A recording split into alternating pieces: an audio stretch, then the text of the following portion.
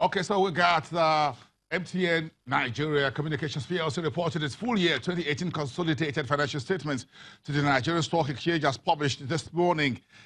This telco giant reporting 1.039 trillion naira as revenue for full year 2018 for the period ended December the 31st. We'll have a bit more of this. Of course, if you remember, today is the final date given to MTN by the telecommunications regulator, the NCC, for the telco giant to pay the balance of 55 billion naira from that 330 regulatory fine that was imposed on the company a few years ago. This is one big story today as we're wrapping up the month of May. But first, this is also the month when we begin to see a bit of a new low in yield curve at the fixed income market. So let's talk to Nnamdi Olisa Eloka, who is a fixed income and currency analyst at Zcrest Capital. He's live to us from FMDQ Exchange Place in downtown Lagos.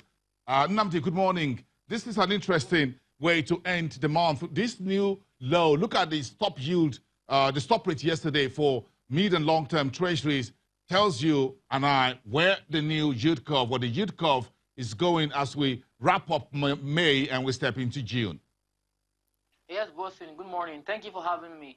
So we had the NTB auction yesterday, and the auction was well subscribed. We saw decent subscriptions across all the tenors offered. The 91-day bill, the stop rate on the 91-day bill was left unchanged at 10%, while the stop rate on the 182 and 364-day bills moderated downwards. We had the 182 at 11.95 and the 364-day at 12.20.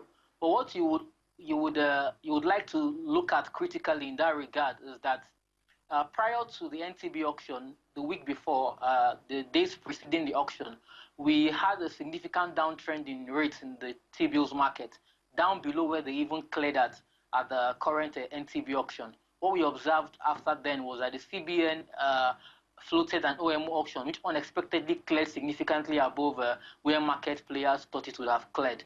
So that OMO auction kind of reset rates to a particular extent in the secondary market.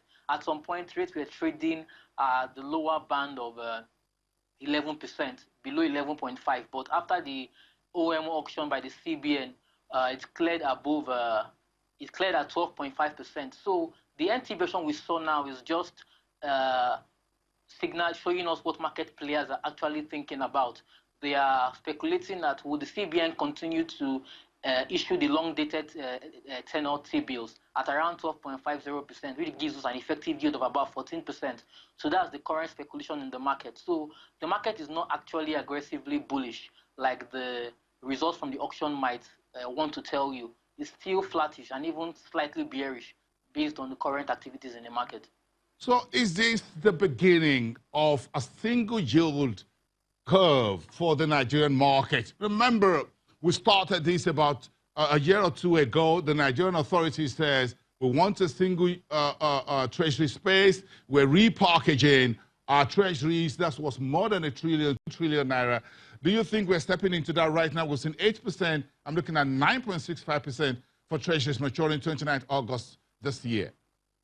All right, so the thing is, we can be at single digits if the CBN wants us to be there. It's just about leaving liquidity in the system. Market players will rally those bills down to single-digit levels. But definitely, that's not what the CBN wants, particularly because of their concerns about FX stability. So they want to keep mopping up liquidity from the system to ensure that there's no surplus naira supply. And also, they want to keep the FPIs within the market. So they want to keep offering them attractive yields. So we've been seeing with the downtrend in rates so far, we've been seeing the amount of inflows by FPIs into the NAFEX market moderating significantly. So the CBN came back at the last auction to OMO auction to set yields back at an effective yield above 14% to ensure that the offshore investors remain attracted to the domestic securities being offered, to ensure a steady supply of those foreign currencies into the market. So I think the CBN is still concerned about the stability of the foreign exchange market, and they are not ready to allow T-bills trade at single digits at the current time.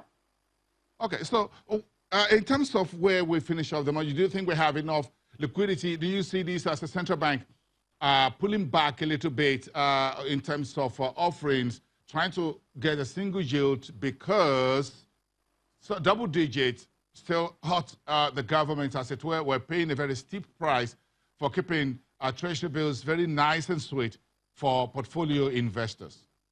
Exactly. So the CBN has to always manage, has to place a balance between macroeconomic stability, they need to boost growth.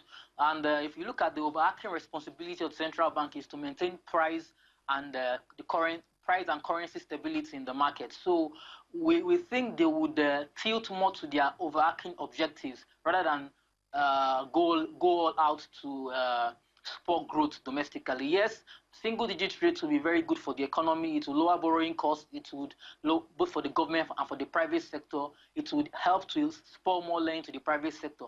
But they are cautious about inflationary pressures and mostly the stability of the FX. So, and if you look at the last monetary policy meeting, if they were so much concerned about boosting growth, then they should have cut rates, but they left the rate stable at 13.50% to signal to the foreign investors that they're still in a tight monetary environment. So I don't see them taking an aggressive loosening or expansionary stance at the current time.